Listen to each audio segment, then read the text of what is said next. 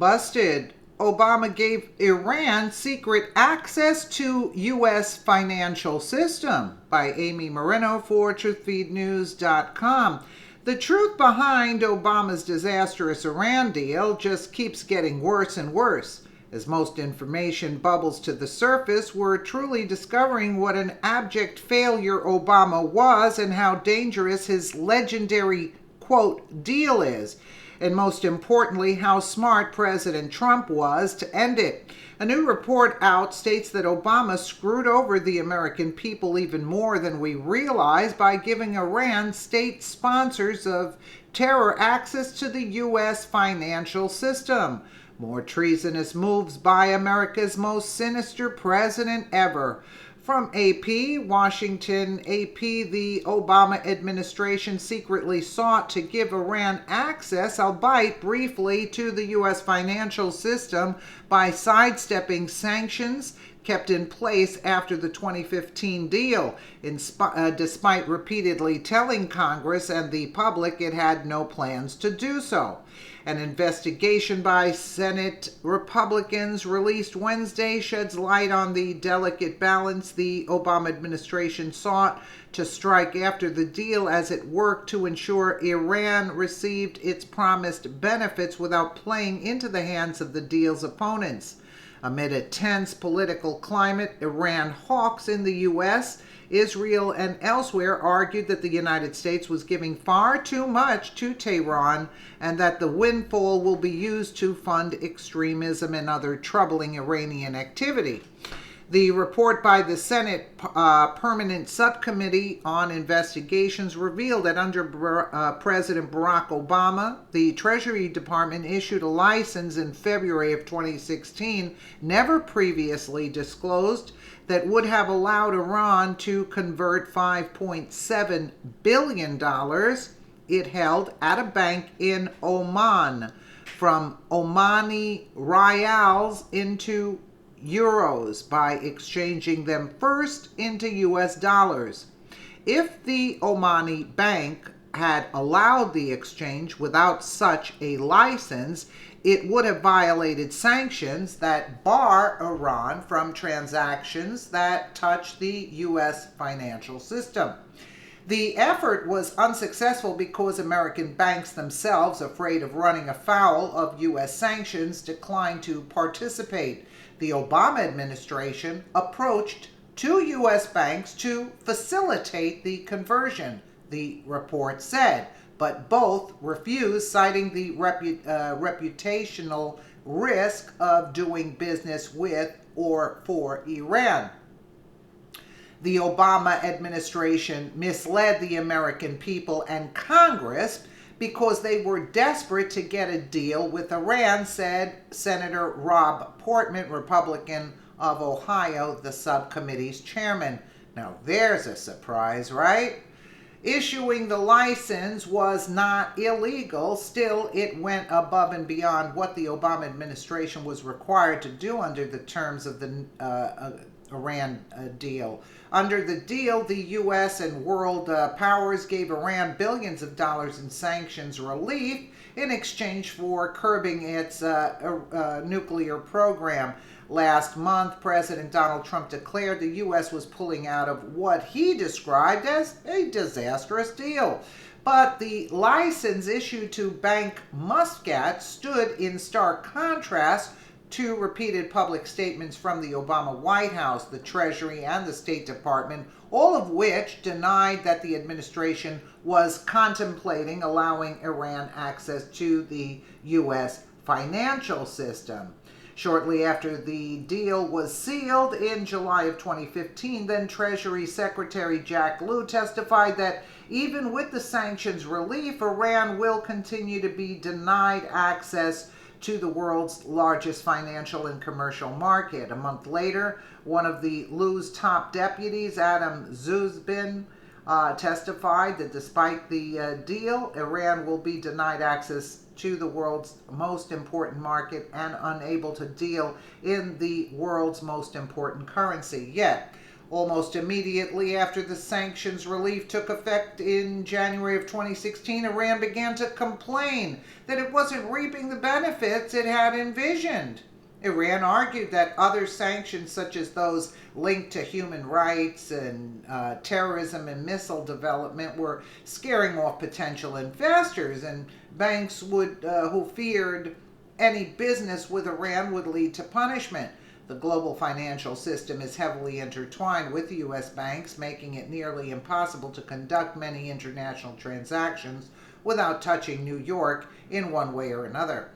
Former Obama administration officials declined to comment for the record. However, they said the decision to grant the license had been made in line with the spirit of the deal. Yeah, let's go with that spirit of the deal, which included allowing Iran to regain access to foreign reserves that had been off limits before because of the sanctions.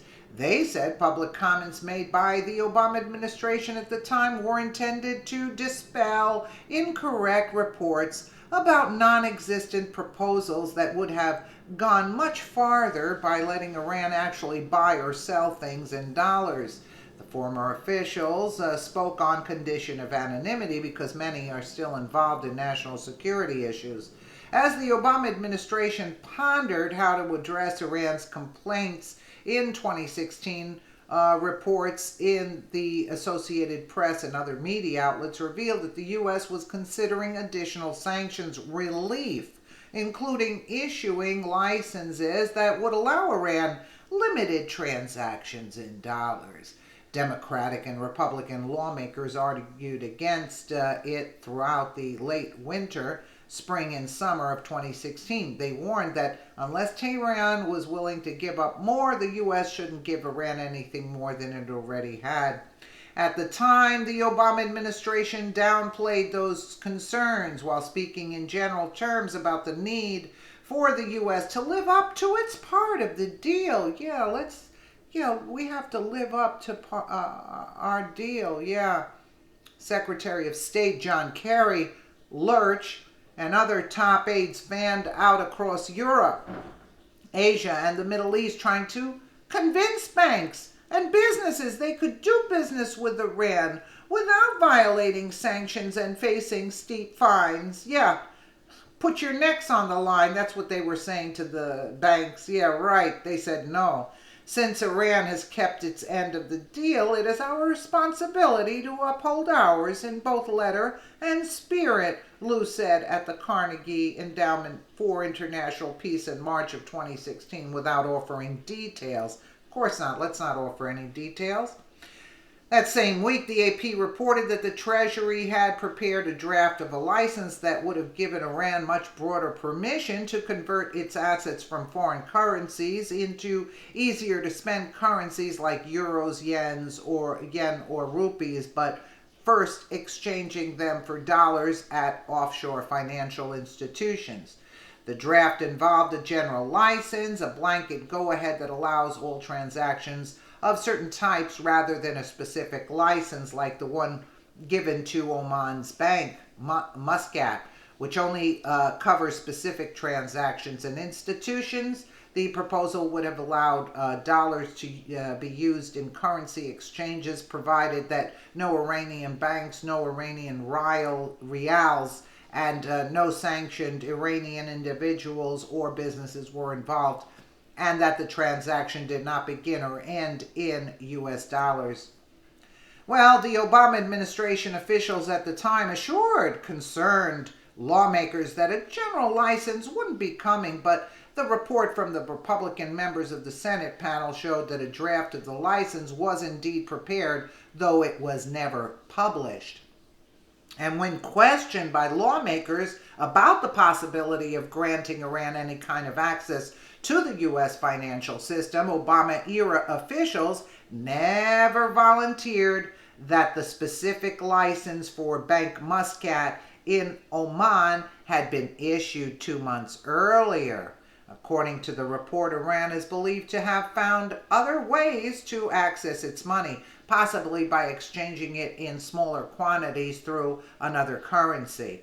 The situation resulted from the fact that Iran had stored billions in Omani rials, a currency that's notoriously hard to convert.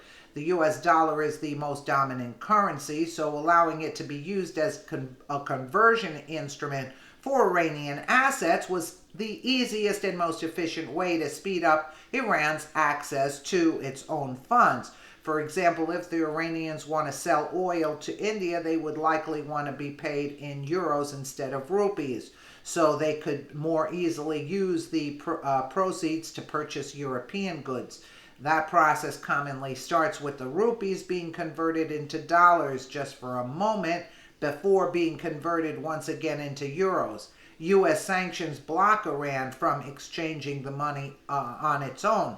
And Asian and European banks are wary because U.S. regulators have levied billions of dollars in fines in recent years and threatened transgressors with a cutoff from the far more lucrative American market.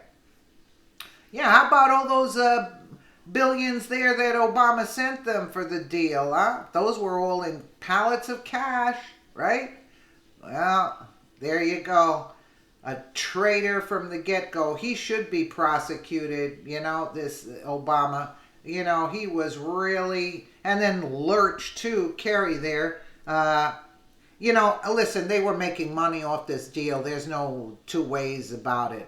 Definitely, they were probably making money off of it. You think they didn't get a taste? Come on. Let me know what you guys think in the comments below. And again, thank you so much for watching.